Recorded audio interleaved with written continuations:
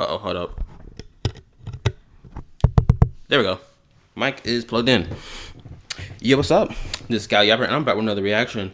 Today I'm going to react to this video made by the Nigerian Perspective. Yes, another one. This video was about a month ago. And this video is about basically the Traveler's incompetence compared to the Rover's competence. I'm going to say this right now. There has not been one moment in the story where the Traveler has been incompetent or being so blatantly dumb and stupid. I'm going to be honest with you. Right? Multiple instances throughout the story, the Traveler takes the damn initiative to investigate, to try to understand what in the world is going on. Multiple times. We've seen this since the start of the game till now. And to try to make the claim that he's incompetent because he engages in the story is crazy. That's what the Nigerian Perspective is about to claim here. Now, if we're about to say, oh, he's incompetent because he doesn't use his elemental powers as much, then that's a different conversation.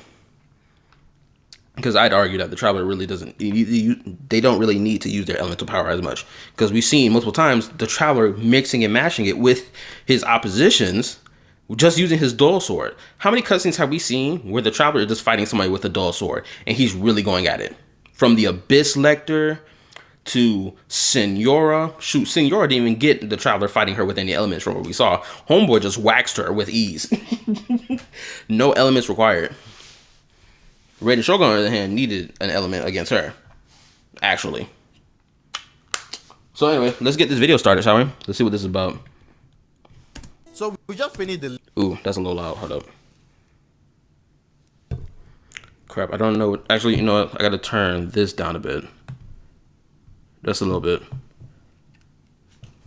Okay, hopefully it's not too loud. latest Genshin Impact story. And honestly, I was pleasantly surprised by how satisfying. I will say this too. A lot of the takes the Nigerian Perspective gives about Genshin, as from the videos I've reacted to from them, have been really bad. I'm gonna be honest with you. They've been like off the mark, or they're skewed in a way to make you think it's a certain way versus what it actually is.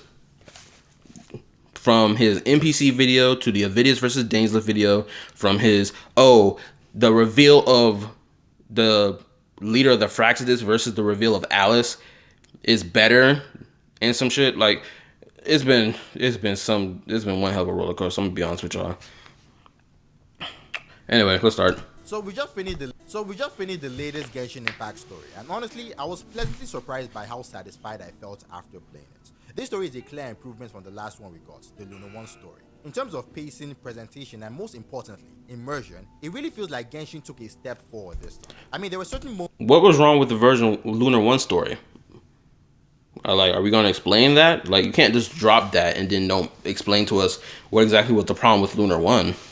Moments where the game immersion, it really feels like Genshin took a step forward this time. I mean, there were certain moments where the game did something that I've never really seen it do before. It actually put us in a first-person perspective. We weren't just watching a scene unfold. We were seeing it through the eyes of the characters themselves. And while this might seem like a small change, I really appreciated it. Because with everything negative surrounding Genshin Impact lately, it is nice to see some parts of the game, some aspects of it. Everything negative, where most of this negativity is coming from people who are either spreading lies and misinformation about the game, but then these are the same people who claim that it's an issue to spread lies and misinformation about Wuthering Waves.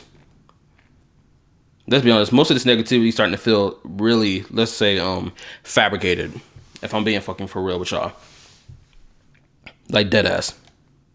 The same people who sit here bitch about everything Genshin doing, from monetization to how they handle character kits and this, that, and the third, is like, even in-game content, is like, how about y'all niggas look in the fucking mirror at your game that's doing the exact same shit, if not going down that exact same route? But apparently it's okay for Wuthering Waves, again, to do it while Genshin is the one that we need to scrutinize every damn time. Sure, bro. But anyway, no, this is not to say that some of the negativity isn't valid, or I'm not even calling that negativity. I'll call that valid criticism, which I've given myself if you've seen any of my reactions, or if you've seen any things I said about in my live streams when I play the game here on YouTube. But let's be honest, most of that shit is just fucking white noise. Because with everything negative surrounding Genshin Impact lately, it is nice to see some parts of the game, some aspects of its storytelling, showing real potential to grow. But this video isn't about the story. I want to talk about something far more important. Something I've been noticing for quite a while throughout Genshin Impact storytelling. And it's something that stood out to me again while playing this recent Genshin Impact story. And that is how poor a job Genshin Impact has done in representing its main character, especially in recent times. I mean, I'm sure some of you have noticed that for a I would love for him to explain what the fuck he's talking about. Let's get into it. Presenting his main character, especially in recent times. I mean, I'm sure some of you have noticed that for a while now, the Traveler, the supposed protagonist of the entire story, hasn't actually felt like the main character. They've not been the central point of interest, not the driving source of intrigue the story should revolve around. So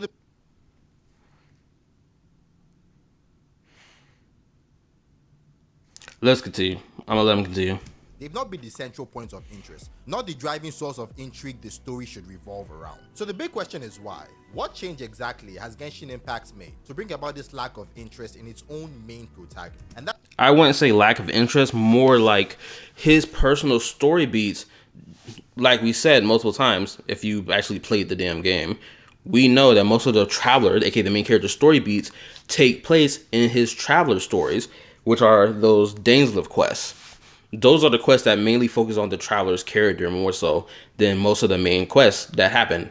Granted, with Nightcry on the other hand, the Traveler has become the main focus again, in the sense of his spaceship is here and he's trying to learn what happened to the spaceship and how exactly did his sister end up outside the spaceship. That's what we've been doing. But of course, with so little to no information as of now, as we continue to explore and try to find out what happened to the spaceship, we can only go on the information that we have. So in the midst of that, guess what? All this other stuff is happening in Nightcry, from dealing with Rear to seeing what the hell the Fatui are up to, right? There's a whole bunch of stuff going on in Nightcry and not just what the Traveler got going on. exactly has Genshin Impact made to bring about this lack of interest in its own main protagonist? And that's what I want to talk about in this video. So if you enjoy this kind of content, make sure to leave a like and let me know if you've noticed moments like these too. Situations involving the Traveler that made you stop for a second and tilt your head a bit. And of course, don't forget to subscribe, make sure you're on any of my future videos. Before we get into it, this video...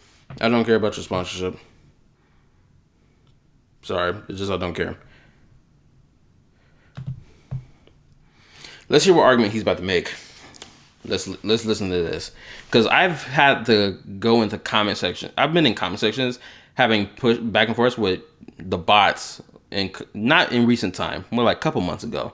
I remember people making the claim that the Traveler is a useless main character and doesn't do anything. Yet I provided evidence that said otherwise. Yet I asked them, okay, since I just provided evidence to you, can you explain to me how exactly the Traveler, if they were to remove the Traveler from the story will still be the same? Prove it. Because guess what? Most shit in this game doesn't happen unless the Traveler actually get himself involved in it. With Nahida, guess what? The Traveler was Nahida's best option. If the Traveler hadn't helped Nahida, or rather Nahida helping the Traveler understand that they were trapped in a samsara cycle back in version, what, 3.0? With Act 1 or Act 2? Can't remember which act it was.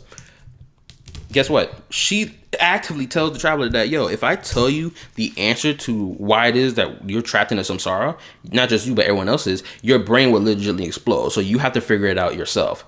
And guess what he does? He investigates. He figures it out for himself. He goes through the steps of trying to analyze the situation to then be like, okay, I get it now. I understand. This is all a dream. We're under someone's dream. Right? What was another moment that I'm thinking about? For Fontaine, like, if the Traveler did not take the initiative to try to prove that Lenny was innocent, guess what? Lenny wouldn't have someone to defend him on some real shit. No one would defend Lenny. Who would defend him? Nobody. Because it just points to Lenny being the reason why Homeboy died, because of faulty equipment or because he killed him intentionally. Rinse and repeat. Same thing happens. For Natlan, same thing happened with Nightcry. The Traveler is actively engaging himself in the plot and doesn't just sit there and do nothing. Get into it. Now, to really understand how Genshin's developers and storytelling have affected the Traveler, especially how they've toned down their relevance in recent times, we need to bring the rover from Wooden Ways for a bit. Now, just to be clear, this isn't about comparison or trying to pit the two. Okay, that's a lie. The fact that you're starting off, you're sitting here saying that, oh, this is not a comparison that I'm doing. This is a comparison. Why the hell are you lying about it? Like, bro, if you're gonna make a comparison, this is a comparison. If you're gonna mention another character from another franchise and compare it to the main character of a franchise that you're bringing criticism towards, that's a comparison. That is what it is. To sit here and try to be like, oh, I'm not trying to compare it. Nigga, yes, you are. Come on now.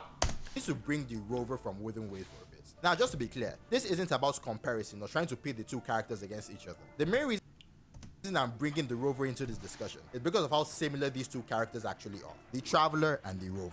We've already talked about the similarities between Wooden Waves and Genshin Impacts before, but while making this video, I realized something. The Rover and the Traveler are even more alike than I initially thought. And the strongest similarity between them, the thing that really ties them together, is how the developers have chosen to lead out their journeys throughout the entire game. Just like Wooden Waves did with the Rover, Genshin Impact also made an intentional effort to put the Traveler at the forefront of the action, to make them feel like the most important characters during the game's earlier versions. I'm talking specifically about the Mondstadt, Lihue, and Inazuma regions. In Mondstadt, the Traveler practically led the charge against the Valen. They were the hero of the entire arc. In Lihue, the Traveler was the centerpiece of the story, playing a crucial role in both Tartaglia's and Usayo's defeats, and even in Inazuma, despite other... Wrong. The Traveler was not this... Okay, the Traveler played a role in the defeat of Osayo. That is true, because he put the final nail in the coffin. The Traveler fought Child, yes.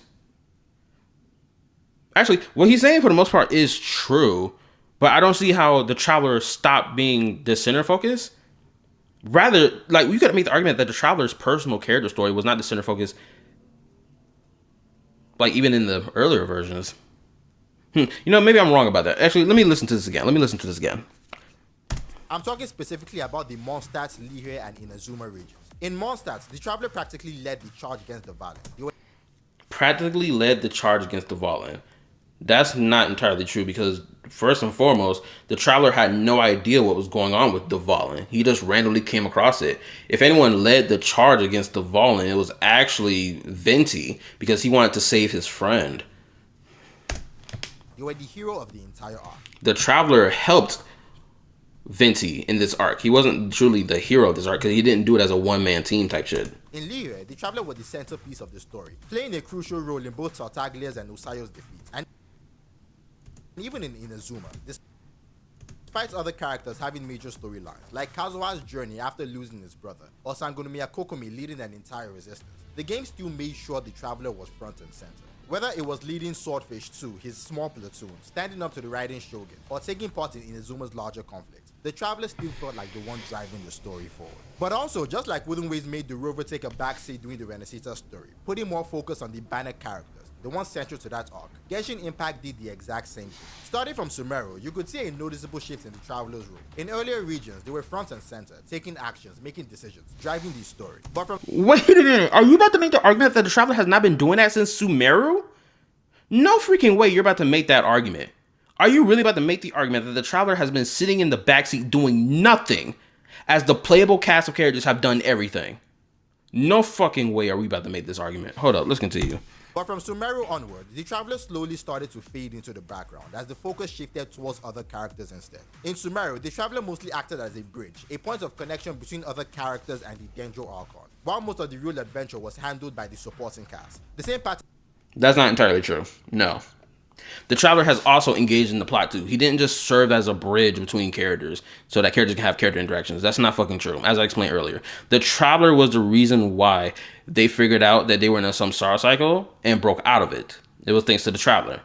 The reason the Traveler went to the desert was not because, oh, the playable cast of characters were like, yo, we're going to the desert, Traveler, are you coming with us? No.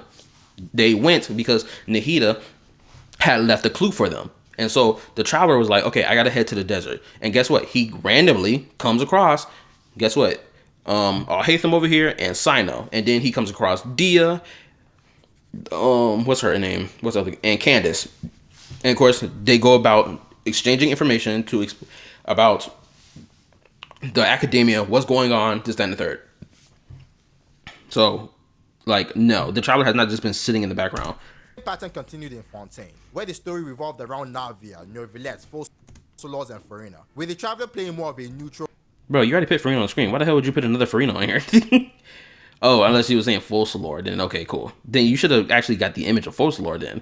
I don't, like, this video is 10 minutes long. This is a quick little small edit. Why the hell didn't he just bother getting a picture of actual Faux-Solor? It's easy to search up. Let's continue. While most of the real adventure was handled by the supporting cast. The same pattern continued in Fontaine, where the story revolved around... Which the Traveler had to, you know, gather the supporting cast together in order to, you know, get the job done. Not the supporting cast was already on their mission to save Sumeru from the sages. Most of these niggas wasn't even on the mission to do nothing. Most of these niggas were just doing their own shit.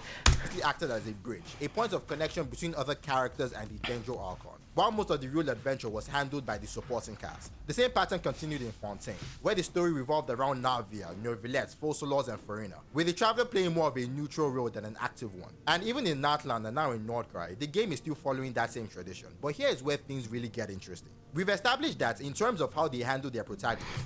And another thing too, because I don't think he's going to mention, or he doesn't know this, but the Traveler's role in the story is, of course, to be a witness. Now, someone can take that whole, oh, be a witness, that means just stand around doing nothing? No, that's not what that means. Being a witness does not mean you just stood around doing nothing and you saw something happen. Being a witness can also mean that you were there to bear witness to an event because you just happened to be there. Or, yo, a fight happened with my friend, got into a fight. I witnessed the fight. Guess what? I jumped in to help my friend.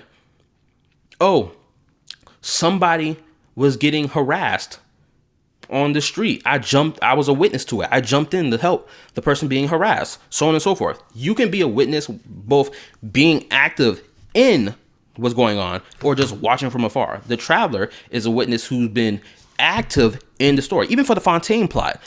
Yeah, the Traveler's personal story wasn't a part of Fontaine because he had no personal connection to Fontaine, obviously. But the Traveler still played a role in Fontaine by being the one to investigate what happened with the magic trick and why it went wrong, to what the heck was primordial seawater, to then later discovering the truth of, oh, this dude Vache is the reason why these women disappeared 20-something years ago, and no one has found out what happened to these women. And he discovers the truth behind it. If it wasn't for the Traveler, they wouldn't know about what the freak, the truth of primordial seawater and what it does to people, especially to the people of Fontaine. Because the Traveler, again, was the one who found out this truth. Nobody else. The Traveler relays this truth to the rest of the courthouse and whatnot. And guess what? Didn't they learn? In particular, because it was meant to like help bring closure to Navia because her father was accused of doing this crime, and her father got vindicated, and she felt vindicated, and Vache got his just desserts for what the crime he committed. Right? So it's like, yeah, the Traveler is bearing witness to all these events and also playing a role in these events, clearly, because again, most of these things would not have happened if the Traveler was not in the story. Case in point, right? And another thing, too, the end goal of the Traveler, of course, is to meet with his family, but the story's end goal for the Traveler is this: to be the one to reweave fate, aka be the new god of this world, and dictate and control its fate, right? We've known this for years now. There's no way nobody knows about this at this point, unless you never watched the Tevat teaser trailer. So, with that context in mind, it makes sense that the Traveler is not being like absolute forefront. Oh, he's the one taking all the spotlight and shine from everybody else while he gets to be gassed up because he's the main character.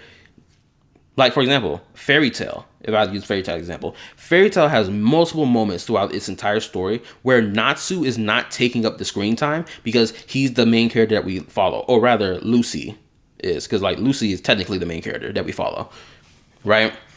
Guess what? Other characters get time to shine. All the side characters, even the side character to the side character gets to shine, which is really amazing because it shows that they can handle both their main character and main character group and even the side characters to let them shine. Especially when it's time for their moment in the story to shine. Because people got this weird thing where the Traveler not getting the shine, quote unquote, in his own story. But then when you ask them, okay, so what point in the story were they supposed to get their shine then? They can't even answer the damn question. And even when they make the claim of, oh, the new 5-star character stole the Traveler's spotlight, and then it's like, okay, can you prove that? What moment in the story did the Traveler have his moment stolen from him by another 5-star character? They can't even answer the damn question. They just say, oh, it happens, but they can't even provide it. And then they'll go back to, oh, well, the fight with Arlecchino is a prime example. The Traveler did not get saved by a 5-star character in that fight. He got defeated by a 5-star character. So what the fuck are we talking about? And even then, what moment in that fight was meant to be the Traveler's moment to shine that got snatched from him? Again, no one can answer this question faithfully or with actually a good example of it happening. I would love to know in what moment in the story where the traveler's getting ready to fight and then another character says, "Back down, little bro, I got this." Like, come on now. Of a neutral role than an active one. And even in Natlan and now in Nordcry, the game is still following that same tradition. But here is where things really get interesting. We've established that in terms of how they handle their protagonists, Wooden Waves and Genshin Impact are very similar. Both games took the same approach, placing their main characters in a more passive role to highlight others around them. However, if I were to ask you which game has done a better job of making their main character memorable, I think most people, regardless of which side they're on, would say Wooden Waves and the Rover. And this isn't just about memorability, because even while taking a backseat, the Rover is constantly talked about by the community. There is a genuine... You want to know the reason why the Rover is talked about most in the community? Is because, one, he's a part of a harem plot. Two, he's dressed like an edgelord. That's for one, because he's wearing all black from top to bottom, and because he's a tall male character, and he's handsome, right? Something that people have an issue with the Traveler being short, because apparently something wrong with being short, and because the Traveler wears a tank top, which, again, what's the problem with wearing a tank top? Personally, I don't find the Rovers, especially male Rover, I don't find his character design interesting at all. Like, in the slightest. Homeboy looks like the stereotypical isekai / high school main character. The same black hair shit we see with majority of those characters, right? He looked like the standard harem protagonist. The difference is actually there is no difference because most of them niggas are tall. Granted, some of them are scrawny, but they get a little more built as time passes on. Or they get a better stature. You feel me? we love the glow up of harem protagonists, right? But again, that's what the Rover is. He's basically a harem protagonist. And now, since we're going into version 3.0 back to school, that's about to be further cemented even more when we meet these high school female characters who are either part of the school faculty or they're part of some club or so on. Bro, we about to really dive deep into it really hard in version 3. But that's the reason why he's memorable, right? The Traveler, on the other hand, to sit here and make the claim that no one talks about the Traveler at all, despite that throughout the entire years that this game, Genshin Impact, has been around, people have constantly talked about the Traveler. Especially when more lore gets revealed about their personal life or the things they have in their possession. For example, a spaceship. Did you think the community was talking about any other character but the Traveler when they revealed that they have a spaceship? The answer is no. Who the fuck else are they talking about in relation to the Traveler spaceship, if not the Traveler? Duh. Or when the Traveler has his moments where he's having his sibling moments with Lumine. Guess what? People are talking about those moments. So again, what are we talking about that no one talks about the Traveler at all? I disagree with this take entirely. And not only that, let's keep it a buck. Most people have quit playing, a good handful of people have quit playing Genshin, and they've gone down the woo-wah, meat ride route, where everything Withering Waves does is God's gift to the world, even their predatory business practices as well. So, knowing that, it's no wonder that most people just yap about the Rover. And also, another thing, if you only keep yourself in the domain of woo-wah, and you don't expand yourself beyond that domain at all, then, of course, you're probably not going to see much people talk about the Traveler in comparison to Rover. Like, duh. Every damn day, the Rover is talked about as being this harem protagonist god. As, oh, look at me, I'm the solo leveling face ass. Like, bro, come on now. People talk about him because he relates to the most recent things that's happening right now. Or the most recent popular things. Genshin Impact is not a recent popular thing. It's an old popular thing. I think most people, regardless of which side they're on, would say Wooden Waves and the Rover. And this isn't just about memorability, because even while taking a backseat, the Rover is constantly talked about by the community. There is a genuine sense of hype surrounding this character with every new story update, far more than what we typically see around the Traveler. So the question is, why? What up? What was that? Hold on, let me look at that comment. New story updates, far more than what we typically see around the Traveler. I think it's good that Traveler was humbled in Fontaine, but also the way it was done really sucked. Humbled. Okay, so this goes back to the Arlecchino fight. This is what I'm talking about. This is the only thing people talk about. The Arlecchino fight. If this is the thing that we're deeming as the lack of competence between the Rover and the Traveler, then that's not the full picture. That's half of the picture. If not, probably only 1/3 of the entire picture. This is not enough to justify that the Traveler is incompetent because he's not popping out all his elements all in one go. Now, yes, I do agree with the idea that maybe they should be making him use his elements more because, especially when at the beginning of Natlan's Archon Quest, which I kind of rolled my eyes at, was that the Traveler showed him activating one element at a time to show off to Kachina that, yo, I have all these abilities. I can use all these elements. That's what's unique about me, right? He doesn't use it much in combat. We don't see him use elemental reactions much in combat as well. Like, honestly, if we're being freaking for real, they could make the Traveler the most diabolical DPS / support character to exist in the entire game. They could. Because of the fact that the Traveler can use multiple elements, that means he can legitimately do multiple things. He can play multiple team roles if he wants to. If he wants to be a burning DPS, he can just pop out Pyro and Dendro and do it.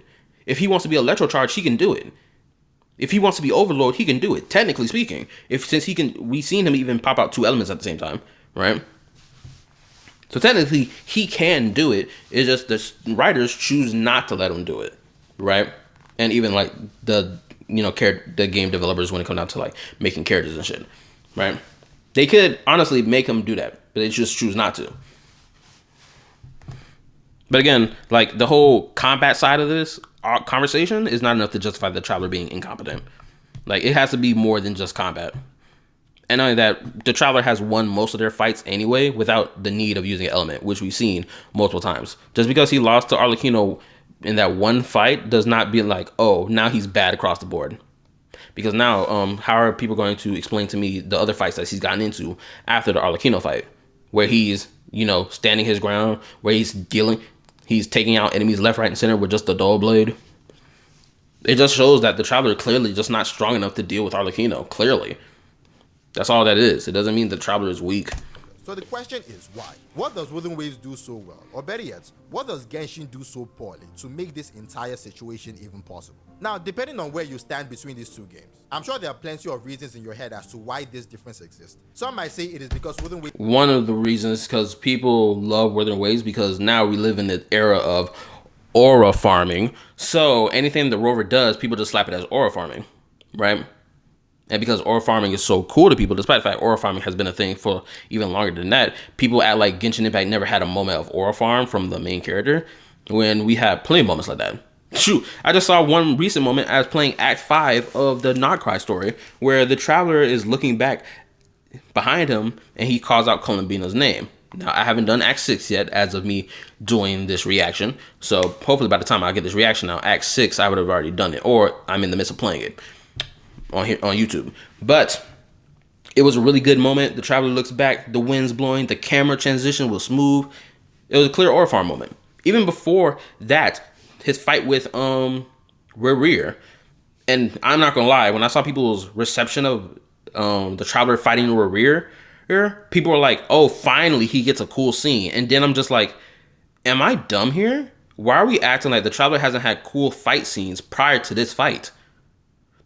Is the Abyss Lector versus Traveler not a good fight scene?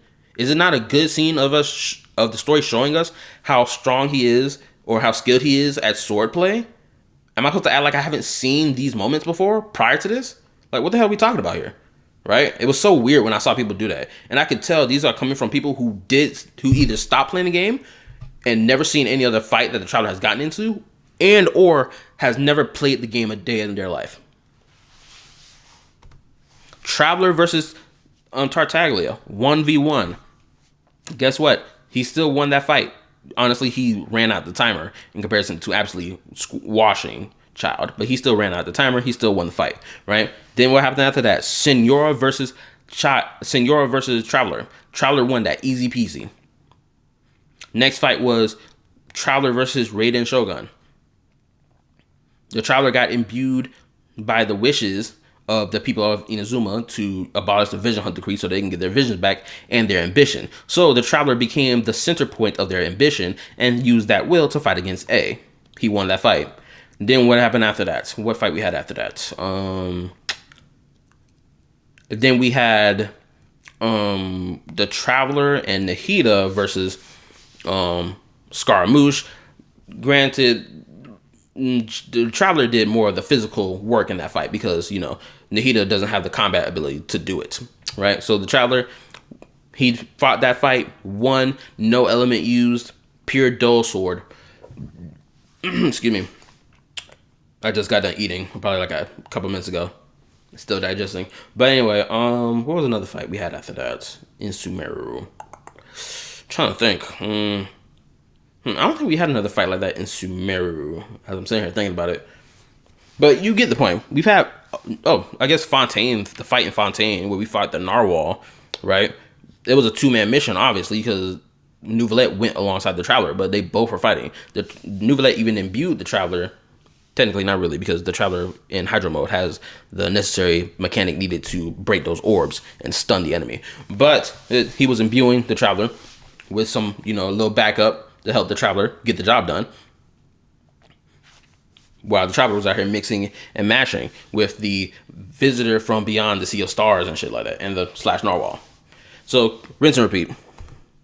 Do so poorly to make this entire situation even possible. Now, depending on where you stand between these two games, I'm sure there are plenty of reasons in your head as to why this difference exists. Some might say it is because Wooden Way simply tells a better story. Others might argue that the Rover is just a more interesting character. Or maybe it's because the Rover actually talks, while the Traveler remains mostly silent. And yes, all of these points do play a part. But I believe the biggest reason, the real differentiating factor, lies in one simple thing: strength. Or to put more precisely, it is in... Okay, so the reason why the Traveler's incompetent is purely based on his strength. That's what this argument is lying towards. Not because of them engaging in the plot or helping solve mysteries to try to understand what the heck the situation is. Not them putting forth their effort, their investigation skills as an adventurer to work to help solve crises. None of that. It's purely based on strength that he's incompetent. Are we serious? I freaking knew it that this was going to be the conversation. I freaking knew it. Differentiating factor. Because that's the only argument that someone could make against the Traveler is being incompetent because they don't use all their elemental powers in their fights. That's the only argument that someone could make about the Traveler being quote-unquote incompetent. But they can't make a argument about why the Traveler is incompetent in the story when he's actively investigating, when he's actively learning shit, when he's actively solving mysteries.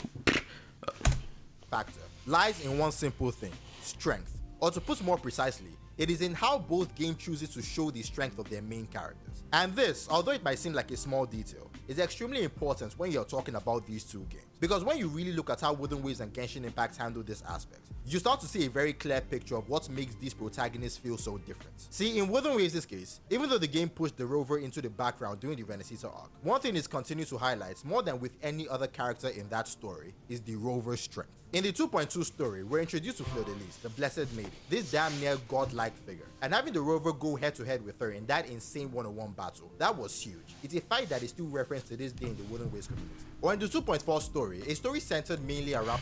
I need to get my opinion about this because this feels a little slimy that he's not mentioning this. What I find slimy about this, people gas this fight up, right? That's cool. It was a cool moment, I'm not gonna lie. But what I find dishonest about this is that, for one, as shown in the cutscene, look at this. Head to head with her in that this shows the Traveler, blocking this powerful attack that's stacked up by 3 from Fleur-de-Lis, where she's, female Rover is defending KallaTheYapper. But the scene before this, guess what? The Rover was legitly put between a rock and a hard place. AKA, the Rover was about to die if KallaTheYapper didn't come and save him. Or save them, rather. Right?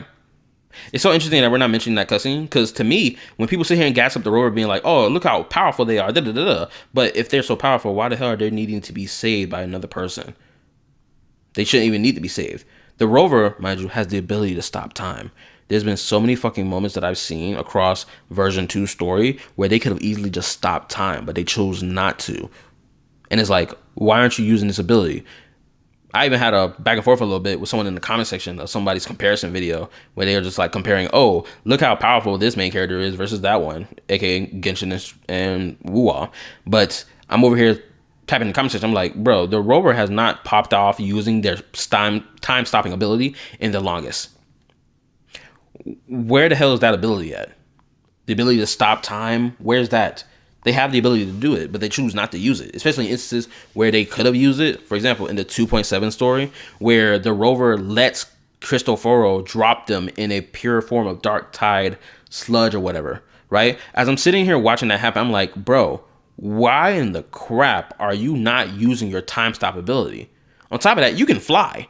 So why in the hell you let this dude crisscross you up into falling? Because the platform was falling, mind you, and they fell downward. They could have just took flight and flew. They not only have their Havoc wings they can use, they also have the glider wing that they obtained going to Renacida that they can use to fly with. And they can stop time. So why in the hell aren't you using this ability of time stopping? Even in this moment here, the rover could have used this power of time stopping, but chose to be like, oh, let me block it with my sword instead, which is a pretty dumb move, honestly, because if they had the ability, if they used their time stopping ability, guess what? They would have stopped time, got KallaTheYapper, ran out the room. Insane one-on-one battle. That was huge. It's a fight that is still referenced to this day in the Wooden Ways community. Or in the 2.4 story, a story centered mainly around Looper. The story still made sure to highlight the rover's strength, most memorably in the scene where the rover alongside KallaTheYapper fought against the literal army of Tacet Discords. Or in the 2.6, where they introduced Augusta to the rover. So they were doing a 2-man mission thing. Obviously, the Traveler has also done 2-man missions as well, where he is the one leading the fight, where he's being supported by another character, or 2 characters at the same time are fighting, aka the Traveler fighting alongside another character to get the job done. We've seen this multiple times throughout the game. To sit here and try to act like we haven't seen that shit is crazy, especially with the fights I just listed off. The Traveler versus in the Night Kingdom, where he went to go save Kachina. He went with a squad, obviously, because he couldn't do it by himself. The final fight for Natlan. Guess what? The Traveler went with Mavuika. 2-man mission. Got the job done. Because guess what? The Traveler was used as insurance because Mavuika was like, you know what? It's best to bring some insurance along with me, aka a little more backup, some more strength. That's someone who has the ability to handle being around the abyss without being tainted by it, unlike the people in Natlan who don't. Guess what? That's what the Traveler's advantage was. His strength, mind you. Case in point. And then now with Nodcry, we're seeing more moments of the Traveler absorbing abyssal energy to either go stop an attack or save a home, save his friend, or assist someone in blocking an attack and stuff like that. It's like, what are we talking about here? If this is the claim we're trying to make, that the rover or the Traveler doesn't have these moments, but the rover does. It's like, what? In the Wooden Ways community. Or in the 2.4 story, a story centered mainly. And not only that, since Wuthering Waves is a new gacha game that's not tied to Hoyoverse, people are going to prop it up even more so to be like, look how better this is. Obviously. Around Looper. The story still made sure to highlight the rover's strength, most memorably in the scene where the rover alongside KallaTheYapper fought against the literal army of Tacet Discords. Or in the 2.6, where they introduced Augusta to the rover through that insane aura-fueled test of strength. All these moments were cool, flashy, and visually stunning, but more important. I mean, that's cool, but the Traveler has never needed to do that when it comes down to most characters they come across in their own story, because most of them aren't running on that logic of, oh, let me test your strength by fighting you first before I introduce myself. Like, how many characters can we name are like that in Genshin Impact? Most of them, none. Most characters run on, oh, I heard about your exploits in this nation and how you helped save it. You have my respect. Or, oh, I've heard about your strength when you fought against this Harbinger, the one known as Child. I respect your strength as a warrior, as a fighter. So it's like, the Traveler doesn't need moments like these unless the story decides, you know what, let's have a moment like that. Even Skirk, a very strong combatant, when they first meet each other, the Traveler compliments, not the Traveler, my bad. Skirk compliments the Traveler and Neuvillette. I think they more so compliment the Traveler than Neuvillette in that moment about being able to defeat the Narwhal without using a power from beyond this world, aka using the elemental power that they have. If that wasn't a compliment towards the Traveler's strength, I don't know what isn't.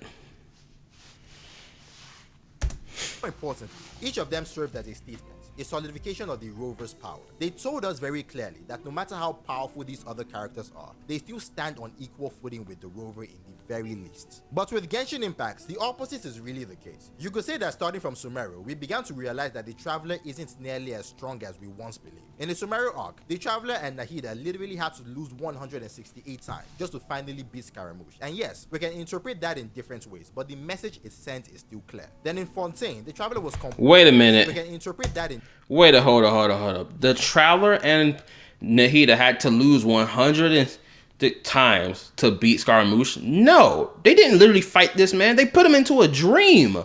The Traveler didn't fight him yet. No, the Traveler fought him one time and won. This whole dream sequence, this whole scene where he gets punched to the floor, this is a dream. This is not reality.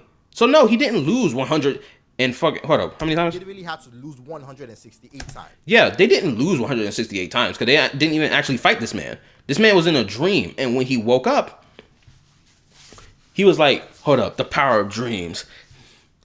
So you put me in a dream sleep this entire time. Well, guess what? This isn't a dream now. I'm going to fight you in real life, and I'm going to still win. Since I've beaten you in these hypotheticals that you forced me to take part in. Because, you know, I forced the people of Sumeru to take part in that. And guess what? He got washed. 1v1. Easy. One fight. That's it. The Traveler has never gotten into a fight with a character, with another, or with the opposition in the game, where they had to spin back later. Actually, that's not entirely true. It's not that it never happened. It only happened one time. Excuse me. And that was with the Raiden Shogun. The Traveler had no idea what the Raiden Shogun's abilities are or how strong she was. The Raiden Shogun was the first Archon we came across that was like, oh, I'm a combatant first before I'm an Archon. Right? And guess what? She one-tapped the Traveler. That was one move. Slash, stunned them. They're on the ground, passed out. Then what happens in the next time they spin the block on the Raiden Shogun? The Traveler is still standing. He's still fighting. He's still going. He didn't get hit by a one-tap move. That was the only time that's ever happened. Every other fight after that has always been one fight, that's it.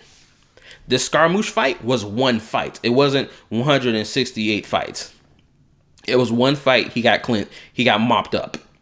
Same thing with the Narwhal. One fight, mop up. Rinse, repeat. The fight with the Abyss. One fight, mop up. Granted, you could argue the War Arc also counts as fights, so you can add that as more so a back and forth until like the final fight. The final fight was just one fight. That was it. Mopped up. Nod Cry with Rerear. It's been a back and forth, which has been really fun. I ain't gonna lie. So it didn't take one thing to defeat him because it just wasn't going to take it like that. We had to accumulate power against him to fight him and even drain his power from him to really stop this man. And we did. So, yeah. So actually, you can count two moments in the story that we've had a back and forth with. The first was with A, and the second was with Rerear. After that, every other moment in the game has been one-shot fights. One move, one fight, that's it. Just to finally beat Scaramouche. And yes, we can interpret that in different ways, but the message... You can't really interpret that different ways because there's only one way to interpret that. You can only deliberately interpret it as the Traveler lost 126 fights, or 168 fights, to then paint it as the Traveler as being incompetent. That's deliberate. That's not on purpose. That's purposely interpreting what happened as that, when that's not what happened. 168 times just to finally beat Scaramouche. And yes, we can interpret that in different ways, but the message it sent is still clear. Then in Fontaine, the Traveler was completely and utterly defeated by Arlecchino. And in Natlan, specifically during the Inefa quest, the Traveler struggled against a one-time antagonist, a character we'll probably never see again in the story. This is also dishonest. When I saw people make the comparison between this, it was so dishonest. Hold up, let me talk about this. Hold up. I'm gonna talk about this. I know this reaction probably an hour long, probably pushing 2. My bad, I apologize. But anyway, this fight, there is nothing wrong with a main character being defeated by the opposition, which we've seen in other media before. People have this weird fixation where the main character should be able to defeat all opposition. That's not true. I'm gonna say that right now. It's just not. For example, Fate Samurai Remnant. Fate Samurai Remnant's main character is a human, blatantly, and he's over here fighting against servants who are way more powerful than him, who have way better experience in combat than he ever will. And guess what? He's not out here 1v1ing niggas. He can't even 1v1 freaking Berserker, because Berserker would F his stuff up. Then we got other servants coming in, shooting laser beams and summoning giant servants and stuff. He can't handle all that. He has to be in a 2-man mission with his servant, obviously, because he just can't handle that. Now, he gets stronger as the story progresses, but he's not out here 1v1 boxing servants. It's just not going to happen. Shoot, even at the start of the story, he loses to a rider servant who has a sword, and he beats the main character in swordplay and in sword fight. Had this man holding one arm on his knees, on his ass, actually. And he's like, I don't want to die like this. AKA, that was the main character. Right? This weird fixation where people want the main character to just win everything. And I think Withering Waves has really tainted that view, because they're riding on the whole harem protagonist thing. And most harem protagonists, if we're being honest, win all their fights. Let's be real. There's hardly ever a time where they've lost more than, let's say, 2 times. And it's like, okay, we'll spin back later when I'm stronger. It's more so they keep winning their fights most of the time. Let's be for real. Right? So, in my opinion, again, Withering Waves has tainted this to make it seem like a main character shouldn't lose any fight. And then when people talk about Genshin Impact and be like, oh, look, this moment where he lost to Arlecchino, aka the chick ranked number 4 underneath the top 3 Harbingers, which at this point, now them slots got to move around, because she better be one of the top 3 at this point, because, you know, the captain has long been deceased. So now she should be top 3 at this point. But anyway, she's still at the top of the echelon of Harbingers, and her power even shows it. The fact that she was able to beat the Traveler using this power, that the Traveler had no idea what this power was, and he was restrained, as you saw in the scene prior. Hold up, let me show you. She restrained him. He thought he was standing, just holding his sword. He looked down at his arms. He's fully restrained. He can't even break the restraints, because that's how strong it is. And guess what? She beat him, and it's fine that the main character gets beaten. And let's say this: even if he used his elemental powers in this fight, he would still come to the same outcome of he lost. He still tried to win just using the dual sword. He still lost, and that's fine. The Traveler was completely and utterly defeated by Arlecchino. And in Natlan, specifically during the Inefa quest, the Traveler struggled against this moment right here. The nigga got caught off guard by an attack he didn't see coming. That's what happened. It's dishonest with this framing, because he's just talking over it. He's not actually explaining what happened in the scene. But as someone who played the quest, I can tell you what happened. Homeboy got caught off guard by an attack he did not see coming. He got hit in the shoulder. He started holding his shoulder. Then, guess what? Then this bastard tried to kill both him and Paimon. The Traveler had to save Paimon, his friend. And them 2 laser walls, as you see in the next scene. Hold up. A one-time antagonist, a character we'll probably never see again. This one-time scene, it was 2 laser walls that we just got done seeing, legitimately moments prior, eviscerate 3 Fatui members that came into the room. And one-time antagonist, she murked them niggas off immediately. They died. Except for one that revealed itself to be a robot. But the other 2, they got eviscerated. They were dead. So guess what? The Traveler, mind you, there is no way to break these laser walls. There's no, I can just punch the laser wall and it'll break. No. None of that crap. Homeboy had to put up a wind wall. Rocks were not going to solve it. Water was not going to solve it, because the water would just vaporize. Electricity wasn't going to do crap, because it would just been absorbed into the freaking wall. He had to put 2 wind walls, 2 wind pushes against the walls to save Paimon from being eviscerated. I would love to know how in the hell this makes a main character weak when he's trying to save a life. His friend's life.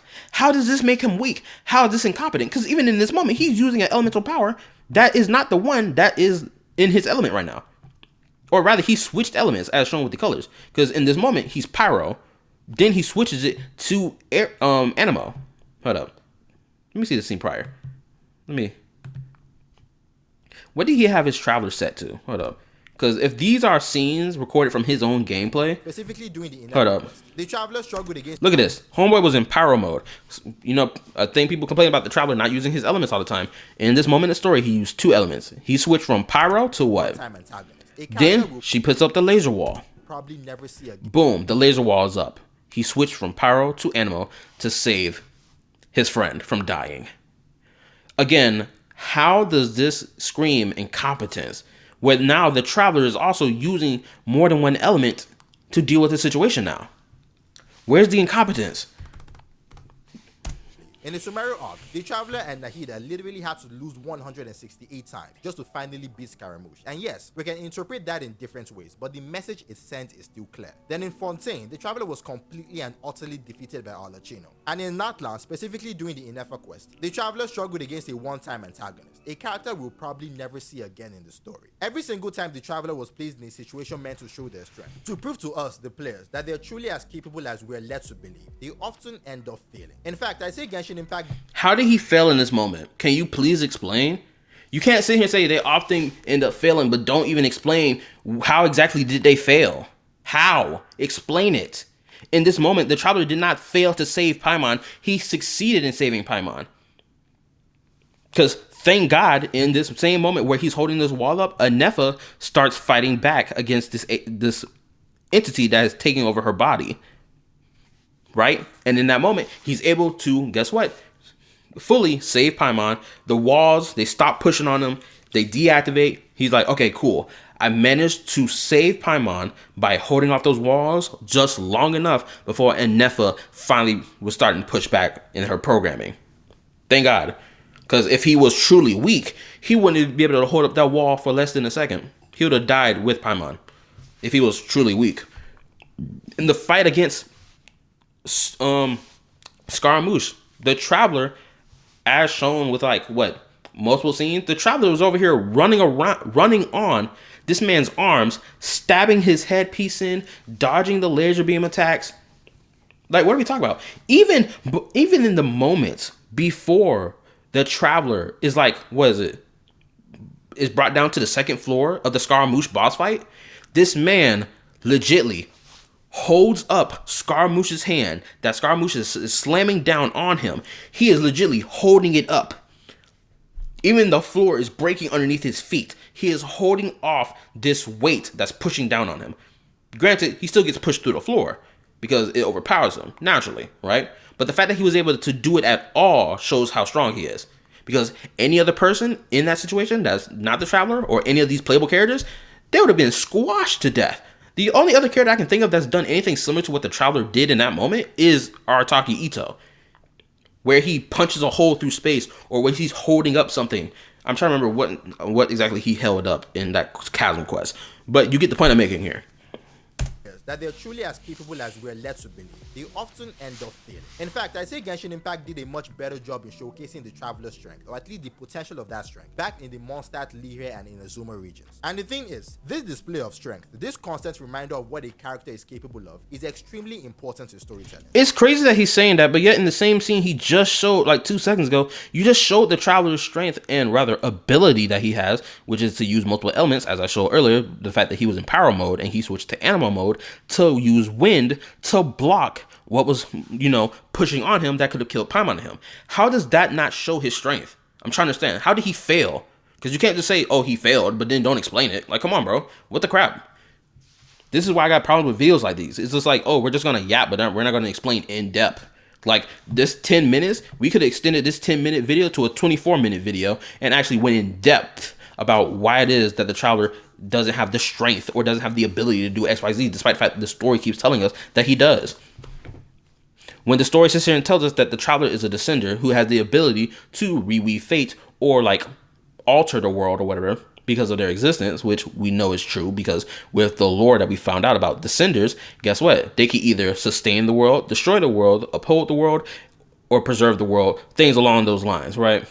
The Traveler has yet to discover, what path they're going to do when it comes down to this world. Every other descender that's come before them has either destroyed the world, sustained the world, preserved the world, what have you. Now it's the Traveler's turn and what they're going to do with the world. Because there's been multiple moments in the story where Irminsul, prime example, the great tree of Irminsul, got tweaked. And guess what? People forgot who Ruka Devata was because Ruka Devata doesn't exist. The Traveler was the only one who remembers who in the world Ruka the Vada is, which shows their ability as a descender and their status as one, because they can't be affected by this world as in terms of the world being altered without them realizing it and being like, oh, wait a minute, that's weird. Why is that happening? Especially in mediums like anime or gacha games, where perception and power go hand in hand. Where there is growth, no matter how small, an increase in strength is expected. And it shows. Also, something else I want to point out is that I think after you finish the Skirk story quest, is that the base stats for the traveler also like boosted up. People noticed it, and I was told this by a friend. So they did get stronger after training with Skirk, clearly. A showcase of that strength is something players naturally anticipate. Take Naruto for example. The moment he pulled off the Shadow Clone Jutsu for the first time, or the moment he entered the Nine Tails mode. Yes, those scenes were flashy and visually exciting, but the real impact, the euphoric part of those moments, came from realizing that Naruto as a character had grown. He wasn't the same version of himself you knew before. He was. The reason why this scene is cool is not just because of the spectacle. So I'm not going to actually go in depth because he's not really going in depth. He's being really vague, in my opinion. This scene was cool because we had scenes prior to this one where, or not just scenes prior to this, but we were hearing the talks of other characters, especially side characters and background characters, talk about how Naruto can't even pull off a jutsu at all. Mind you, I think this all happened in the first episode of like Naruto Shippuden. Not Naruto Shippuden, but Naruto Part 1, right? We're told and we see that he can't even pull off a jutsu. He sucks, whereas Sasuke does, right? So when he pulls this off for the first time, one, it's an achievement, clearly, duh. Two, we know that Kurama had a hand in this as revealed in flashbacks in Naruto Shippuden, where he reveals that, there were these moments of Naruto having these cool epic moments. He was playing a role in them, of giving this nigga his chakra to be able to do XYZ, which I think this moment was one of these moments, I believe, if I remember correctly. So yeah, and not only that, this anime is a shonen too as well. So seeing the main character of a shonen evolve is legitimately a necessity, if we're being honest. Genshin Impact is not a shonen, so we don't really need to see this immediate evolution of their abilities when off the rip, they already know how to fight with a sword, easy peasy, as shown with their fight against the Abyss Lecter and every other fight they've been in, whether they won or lost a fight. But we've seen, they know how to wield a sword, so they're already skilled in swordplay. There was even a moment in the Sumeru Archon quest where they got this knowledge capsule that was like, oh, this has information about swordplay in it.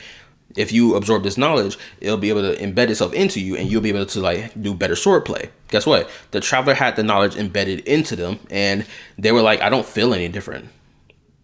And Paimon was like, maybe because since you already have good swordplay, hey, you don't really need to evolve your swordplay any more than what it already is, because it's already good as is, as we've seen multiple times throughout the story up to this point. Right? So there's no need to evolve the power even more so. What more sword play does he need to do that he already isn't good at already, which we've seen. Even in Nagri's story, we've seen his sword play. It's still nice. It's still nasty. He still can dance on the dance floor. Example, the moment he pulled off the Shadow Clone Jutsu for the first time, or the moment he entered the Nine Tails mode. Yes, those scenes were flashy and visually exciting, but the real impact, the euphoric part of those moments, came from realizing that Naruto as a character had grown. He wasn't the same version of himself you knew before. He was stronger, more capable, and that growth was tangible. And you can see the same pattern in every single display of strength across your favorite anime, and even in most gacha games. Oh crap. Hold up. This concept, this display more capable, and that growth was tangible. And you can see the same pattern in every single display of strength across your favorite anime, and even in most gacha games. It is in most gacha games. Can you please explain which ones those are? Fate Grand Order is probably the only one I can think of personally, because he went from a dude who didn't know how to do magecraft at all to, oh, he's learning how to do magecraft from some of the most legendary magecraft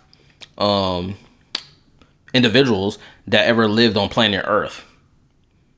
And then when you get to the end of the story, at least end of the whole Goetia fight, homeboy is using magecraft to summon people thanks to that pseudo armor he's wielding. He's carrying Mash's shield around, tanking attacks, just eating it. Even though his body getting ragged up, he's still standing. Even when he had his 1v1 with Goetia, both in Goetia's beast form and in his deteriorating human form, he was still running the ones. He was just boxing, punching, kicking, slapping. Like, even though it wasn't a crazy fight, it was as human as possible. It was raw.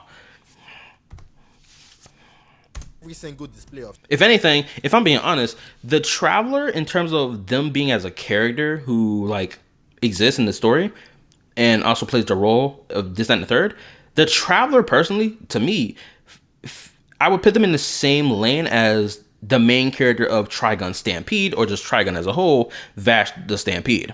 Vash the Stampede already knows how to fight. He already knows how to do gunplay. We don't need to see him evolve his gunplay. The only thing that we are here to see, honestly, is how he handles a situation where a gunfight goes off. Because he doesn't want to kill people at all, right? That's not his thing. That's not his philosophy. He doesn't want to kill people. He doesn't want to kill humans in particular, right? Unlike his brother, who doesn't give a fuck about humans, right?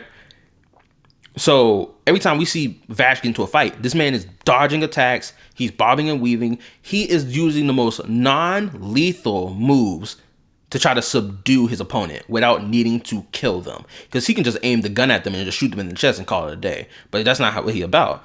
Similar, in the same vein, the Traveler, even though they're not trying to kill people or anything, or they're like running on that type of philosophy, right? The Traveler, in most fights that they go on, is like, they already know how to fight. They already know how to block. They already know how to parry. They already know how to do these things. So there's no need for us to see an evolution of their combat style. If anything, we need to see the evolution of their mind state or their mental state or their goals and their goals in the story, which we technically do see with both Vash the Stampede and with the Traveler. The Traveler's original goal in the story was what? Oh, I just want to find my siblings so that we can reunite, so we can go home, right? Or we can just be together, right? That's the original goal, right? Now, that goal is still a thing to this day, but there has been other goals added on to the Travelers already, the goal that they're already on, their primary goal, right? The Traveler is now seeking to find the truth of this world, as well, as we've seen as time went on throughout the story. The Traveler also has to ascend to the seat of God, even though they personally probably do not realize that yet, but they will be the ones to reweave fate, as we've found out in the Teyvat teaser trailer. And what was another goal the Traveler wanted? The Traveler did want to get a little stronger to be able to understand his elemental power more, which we saw in Skirk's story quest, which was really good. I think that's about it. I think I covered all the goals that the Traveler wanted to do, or goals that were added on to the Traveler's like primary goal, right? So that's the evolution that we need to actually see versus the evolution of their combat abilities. Because the fact that they're still showing us scenes of the Traveler using their elemental power to do XYZ, I don't think we need to see an evolution of their combat at all. It's fine.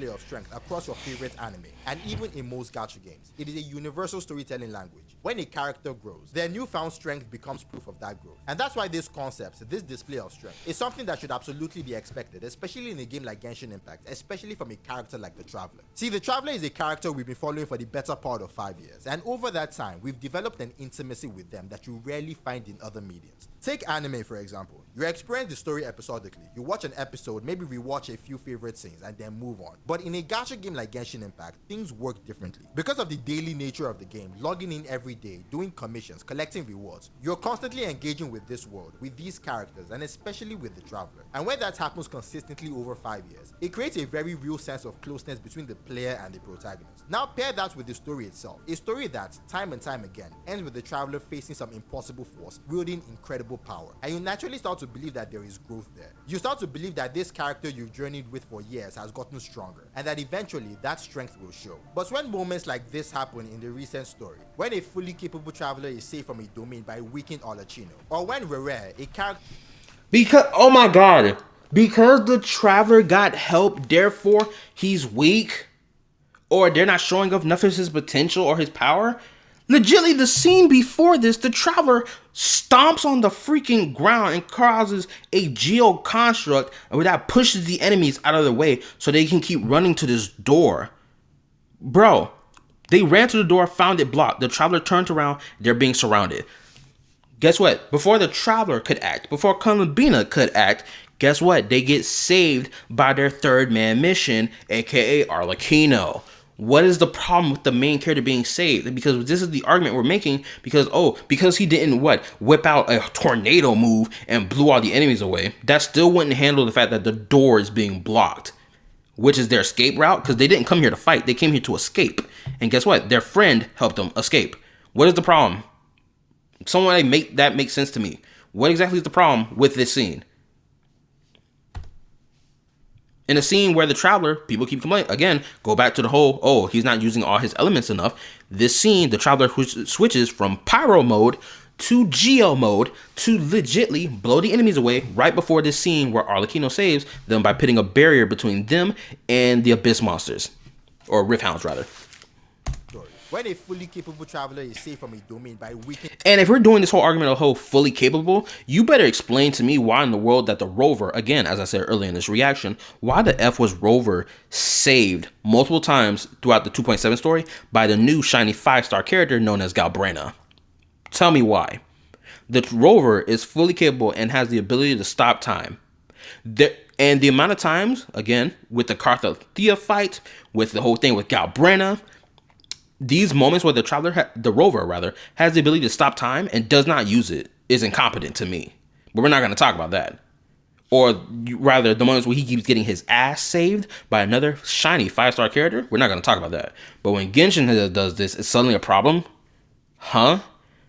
And the Rover is strong as is. We don't see their evolution of their strength. We just see their strength. That's it. So I don't understand what this talk about the evolution of Rover's strength. Where is that exactly? There hasn't been an evolution of their strength. They've just been strong this entire time. Same thing with the Traveler. The only thing is the Traveler's original abilities are still locked away. That's it. They're still strong by themselves. It's just their other abilities that they're supposed to have, aka their ability to fly, has been sealed off from them. Weakened Arlecchino. Or when rare, a character running at 10% is somehow able to overpower a 100% Traveler. It really. What? Wait a minute. No, we're not. Oh my god, bro. What? A villain at 10% managing to overpower a main character who's at 100%? What type of BS complaint is that? As someone, aka me, who just got done, who has been watching Hunter x Hunter over the past couple months, bro, there's a whole scene where we have this assassin dude who's way more skilled than Gon and Killua, and he's in this pit and he's fighting them every single day because, he crossed paths with Bisky and Bisky put him on his ass, and Bisky told him that, hey, if you don't survive your fight with them, I'm going to kill you. Right? That was what she said, right? So he's injured, and he's sitting here trying to fight them. Gon and Killua, despite how strong they've become physically, honestly, before this moment, they can't even get close to this man without potentially being stabbed. Despite the fact how weakened he is compared to them, who are at, again, 100% health. And it's used as a training moment in that case. Again, what is the problem with an enemy at, low percentage power being able to squabble with the main character? We've seen this happen in other shows too. Hold on, what's another show I'm thinking about? An enemy at 10% power squabbling the crap out of the main character. Let me think. Can I use Beyblade as an example? No, Ryuga was always at 100% power whenever he fought. Who was another character I can think of? Battered and beaten up. Jinga, he got imbued with power before his final fight with Nemesis, even though he was like the last man standing. I can't really count that. What's another good moment? I can't think of another good moment right now outside of that whole Hunter x Hunter moment. For those of you who watch my reactions, list another moment that y'all seen something like that happen in anime. That's not something exclusive to Genshin Impact. More than likely, I'm about to see a whole list of people make a list of it. Anyway, this is not a problem. When Rare, a character running at 10%, is somehow able to overpower a 100% Traveler. Again, another thing he doesn't even mention in this, which is kind of crazy, is that Rear is using the power of the Abyss. So you have this 10% villain using the power of the Abyss, which we know is pretty strong, even at his most weakest levels, is over here squabbling with the main character. That's supposed to show to us how strong Rear is as a villain, as an opposition. And then when he fully gets his body back, he's even more of a threat. The fact that a villain can be a threat at 10% and at 100% is cool. Because guess what? It makes the struggle that the main character has against this opponent even more awesome to watch. Where now it's like, okay, we can't just box and, run the fade with him. We got to think of another strategy entirely. Let's think of a way to drain his power. Let's think of a way to confine him or some way, which, mind you, they do in the non-cry story. It really changes how you see them. You start to question their strength. You start to question the idea of their strength. And I believe that aspect, that disconnect between what we expect and what we're shown, plays a massive role in shaping how what we expect versus what we're shown. Yeah, people's expectation is way overblown, especially if you're using the Rover from Wuwa as an example, which, mind you, their strength is legitimately no fucking different than the Travelers in this regard, because they've both been shown to be very strong using swordplay, and both be very strong and useful and even smart using their abilities that they have, which is their elemental abilities. Right? I've seen the Rover use arrow power so much, it's crazy. I done seen the Rover sparingly use havoc power to fly, but their spectral power I haven't seen them use at all in the story. For Genshin Impact's Traveler, I've seen this man use his elemental power sparingly. But I seen him rely on that dual sword, jumping around into the air, slashing, attacking, all that stuff. So this idea that the expectation somehow didn't match what the story is showing us of the Traveler, it sounds dumb to me. When what they've shown us of the Traveler since A1 Day 1 has been the same thing they've been showing us now, which is the Traveler is capable in combat. And I believe that aspect, that disconnect between what we... And then if you want to talk about his kits, the kit he has, depending on what element he is, Animal Traveler was pretty good as far as I understand from listening to people who've been playing the game as long as I have and who have a better understanding of the meta, right? The Geo Traveler, he was decent. Electro Traveler is like a little meh. Dendro Traveler, best version of the Traveler. Hydro Traveler, more than likely the worst element of the Traveler. And then Pyro Traveler, legitimately next best version of the Traveler, especially because now I have my Traveler at C6. And what I mean by that, I've unlocked their entire kit, both for inside that boss domain and outside of it. Now my Traveler is complete. So what I've seen from him in the story, especially for Act 5, the final act for Natlan, is the same thing I'm getting in his gameplay. With his sword slashes, the rainbow-like color with the magma, it just looks nice. We expect and what we're shown plays a massive role in shaping how players view the Traveler. Because when you spend years walking alongside this character, only to watch them constantly get overpowered, you inevitably start to believe... Constantly get overpowered? What? You mean those 1 or 2 moments of the Traveler being overpowered, now we're sitting here being like, oh, he's constantly being overpowered, despite the fact most of his fights are legitimately one fight and that's it, and he wins? Especially when most of the fights is team fights, which, yes, those count as wins for the Traveler. Yes, it does. I don't care how you feel about that. Because the game has been promoting, the Traveler is not this one-man mission. He's on a journey throughout this world full of so many people. Meaning, he's a character who does not rely solely on his own strength to get the job done. He relies on the strength of others, which is a core theme of Genshin Impact's story. Especially with the Traveler's relationship with other characters.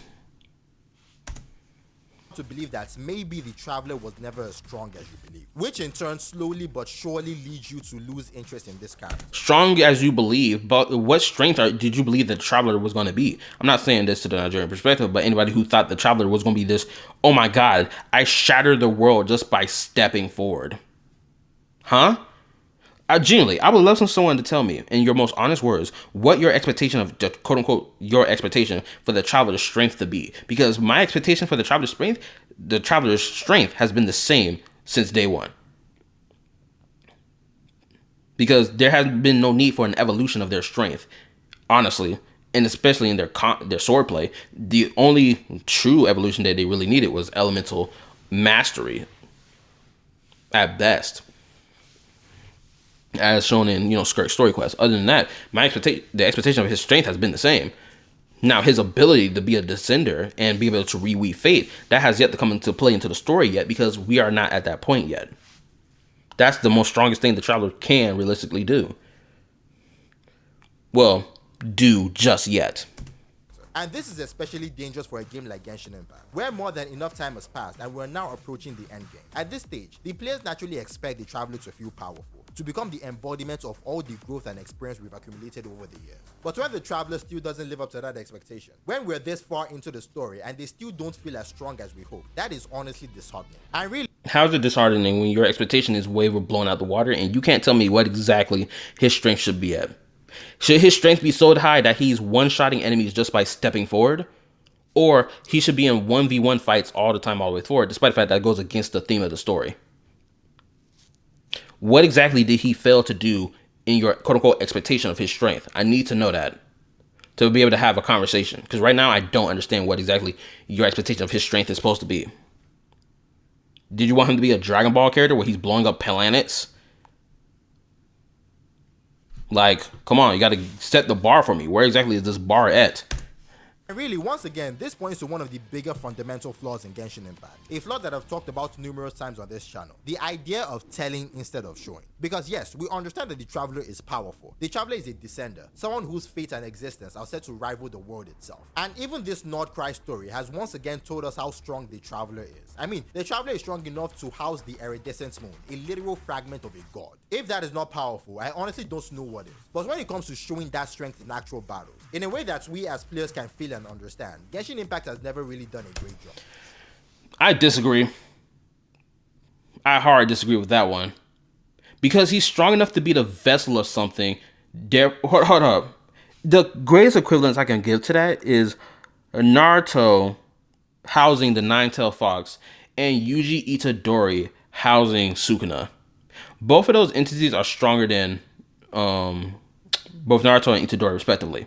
And mind you, both characters, in their own respective right, at the time and place of their stories, they weren't strong enough to be like, oh, I'm going to one-tap an opponent. Like, they had abilities that were like, oh, my ability is this divergent fist, or my technique that I use or spam the most is the, multi-shadow clone jutsu and the freaking Rasengan, right? Of course, we see the evolution of these techniques. Well, rather, we see the evolution of Naruto's Rasengan. I don't really see the evolution of Itadori's, divergent fist, honestly. It just feels like it's been the same thing. If anything, he's been spamming the technique of the Black Flash with the most recent thing that's been animated, which was what was it called? The crap. I forgot what the arc was called. You know what arc I'm talking about? The one where Nami dies in it. Right? So hold up. I need to listen to this one more time. He's strong enough to house this, but because of combat, he's not strong enough to beat X. And even then, it's like those two characters have been defeated by other characters before as well. Like, Naruto didn't win every last fight he's been in. He's also been defeated. For example, what fight can I think of where Naruto was defeated? I guess in the war arc when he got the Nine-Tails taken from him, you can count that as a defeat, most definitely. Despite the fact how strong he was. For Itadori, what defeat can I count as his? I mean, failing to save a friend counts as a defeat, especially for these shonen protagonists, because that's their whole thing about, being this really cool and understanding guy while also being very strong and becoming stronger. So him losing his first friend, or the dude he tried to save back in season 1, that was a loss for Yuji. Another loss for Yuji was the fact that Sukuna took over his body for a long period of time and caused so much death. That was a loss for Yuji. When he saw the death of Nami, that was a loss for Yuji. When Geto / that bastard that took over Geto's body walked away with what's his name, Gojo, sealed inside that box or that prison, that was a loss on Yuji as well. Oh, when Yuji unfortunately saw his friend, uh, Narutoshi? I can't remember how to pronounce her name. She got killed by Patch Face. That was a loss for Yuji. Like, we got a whole bunch of losses going on. Oh my god, as I'm sitting here thinking about it. Despite the fact how strong he is, and despite the fact he's housing an entity in his body that's stronger than him. So it's like, this is a common thing. There's no issue with a main character having the strength to house something while also not being so strong that they're one tapping enemies left, right, and center. Like, that's a thing, even in shonen. Told us how strong the Traveler is. I mean, the Traveler is strong enough to house the iridescent moon, a literal fragment of a god. If anything, that doesn't show his strength. That shows his compatibility to be able to do it. Because guess what? Arlecchino can house the iridescent moon in her body. She's compatible with it. It's not because she's strong that she can handle it. It's because she's compatible. The same thing with Homegirl right here. It's because she's compatible. He is compatible. That's what that is. Not strength, it's compatibility. For again, even go back to the Naruto and Itadori example. Both Naruto and Itadori are able to house both of these things in their bodies, these entities in their bodies, while not being physically stronger than them, is because of compatibility, not because of their physical strength. Naruto has an abundance of chakra, and he's from the Uzumaki clan, and they're all about like sealing jutsus and whatnot, even though Naruto never knew about this until later down the line in his life, right? He was the perfect vessel to put the nine-tailed fox in, because from what I understand, most of the nine-tailed fox jerkies did happen to be Uzumakis, if I remember correctly, because of their, powerful chakra they possess by birth and their sealing techniques. And then when it comes down to Itadori, his body was just compatible with to be able to house Sukuna, because particularly, I don't know if I'm not going to give a spoiler because I don't read the manga, but from what I can get from the last arc that they showed us, he's potentially the child of a cursed spirit and a human, like one of those death painting cursed spirits, because he was like, hold up, why I feel like Itadori is my brother type shit, right? And all that crap that happened. Oh, Shibuya arc. It was the Shibuya arc, and I remember. Anyway, so like, yeah, again, there's no issue with that because this happens all the time in fiction, or especially in anime and whatnot. This is a common trope. I mean, the Traveler is strong enough to house the iridescent moon, a literal fragment of a god. If that is not powerful, I honestly don't know what is. But when it comes to shoot, here's another example. Ben 10. Ben 10 had his DNA merged with that of the Omnitrix. Ben 10, when he got the Omnitrix when he was 10 years old. The Omnitrix had a whole bunch of aliens in it and a whole bunch of DNA samples in it that were way stronger than his own physical body. Yet he was still, able to house it because he was compatible with it, or rather, it became compatible with him, despite the fact how strong it is, despite the fact how physically not strong he was at the age of 10. Even when he turned 16, he still doesn't have the physical strength to be like, oh, I'm gonna box one of the hybrid with my fist. Like, no, nigga, you better transform into 4 arms and get the job done, twin, or humongousaur. Showing that strength in actual battles, in a way that we as players can feel and understand. Genshin Impact has never really done a great job. It keeps telling us, but it rarely proves it through gameplay or the narrative weight of its fights. But that never showed it through gameplay, yet you're gonna show. Never showed it through gameplay. Again, I'm gonna say this right now. This goes back to this whole thing where, from what I'm told, showing it through gameplay. You're telling me Geo Traveler isn't showing us the Traveler being able to create Geo constructs, which we actively see him do in multiple different cutscenes throughout the game? Does that not match up 1-to-1? What's the issue there? Or when the Traveler uses Anemo to, cause a orb of wind to appear in his hand or on his hands, which we just saw in this very video, where the Traveler creates an orb to block, an orb of Anemo to block Child's attack, and we also see him create orbs of Anemo around his hands to then block those laser walls from killing Paimon. How does that not match the gameplay that we've seen in the game? Can someone make that make sense to me? What am I missing here? But that is just my opinion. What do you think? What do you think of the idea of strength in gacha games? What do you think about my analysis. Has Genshin actually done a good job in showcasing the trap? Yes, I'd say I disagree with a lot that was said in this video. The Traveler's strength has been displayed actually pretty properly, in my opinion. It hasn't been over the top, nor has it been too little. They've shown multiple times of him using different elements when the time it needs it, and we also seen his strength enabled to just fight in combat without the need of relying on elemental power as well through the examples I've shown, or not shown, but rather have told you, because these are things that happen in the game. Don't believe me? Go search up every boss fight that the Traveler has been in. That's a cinematic boss fight. Go search those up, and you're gonna see the Traveler waxing or just getting into the fight without the need of using elemental power at all. You're gonna see it, right? So yeah. Again, disagree with a lot of things that was said here. I don't believe this is a flaw in the Traveler. I feel like this is just like woo-wah bots being like, look how our main character aura farms and shit. Therefore, he's cooler. Therefore, his character is more well done when showing his strength, acting as if we haven't seen the Traveler's strength be shown on screen multiple times throughout these 5 years of this game existing. It's almost like they want me to walk around with blinders on. Maybe I'm misunderstanding something. Someone in the comment section can tell me if I'm misunderstanding what's going on here, or if my examples were wrong. You can tell me, and believe me, I'll be reading those comments. Anyway, like, sub, turn on the notification bell, join my YouTube community Discord. The link is on my channel. Go check out my yapping topics and my yapping reaction videos as well. I'll leave a link to the Nigerian Perspectives video in the comment, in my description, so you can go check this video out for yourself. Anyway, this is KallaTheYapper signing out. Peace.